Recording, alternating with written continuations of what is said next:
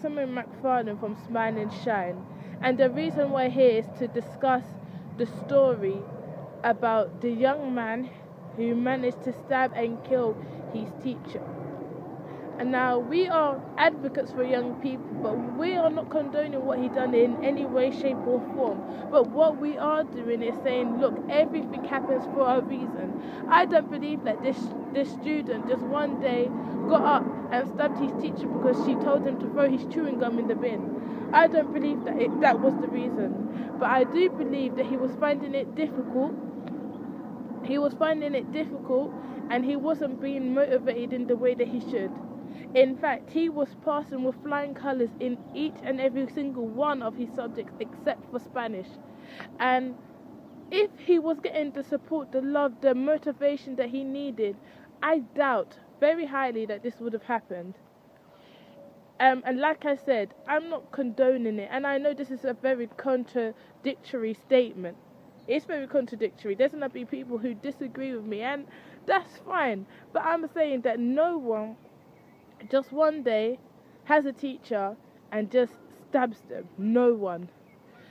Also, what came to our attention is because this teacher had a lot of experience, it's already thought out that she knows best, that she was in the right.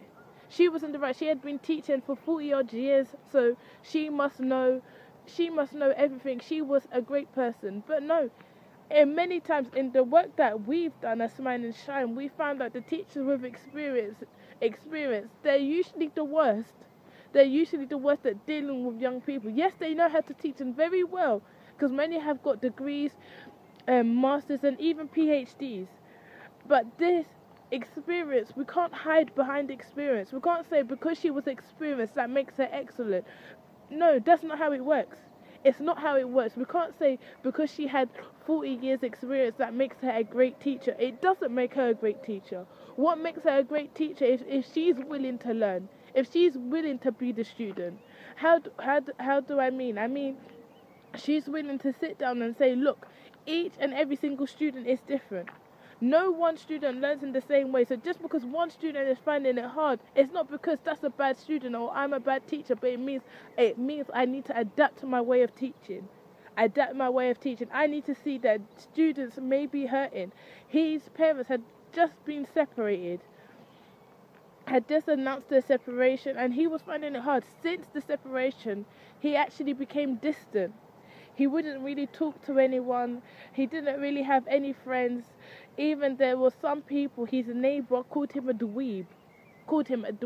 His neighbor said that he was a dweeb. And all this is going on, and he didn't get any support. Teachers had said, yes, he was finding it hard, but no teachers have commented and said he was getting any support.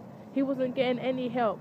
He was clearly finding it hard, and when he's finding it hard, instead of just pushing it to a side or acting like it's none of our business because we're only here to teach maths, English and science. No, that's not what a school should be there for, but to educate socially too. Because if this school was there, or not just this school, but schools in general were there to educate socially, things like this wouldn't happen.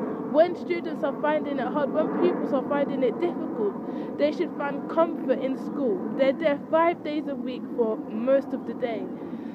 So the school environment should be a place where they can come and be themselves, where they can come and say, yes, I'm finding it hard because this and that.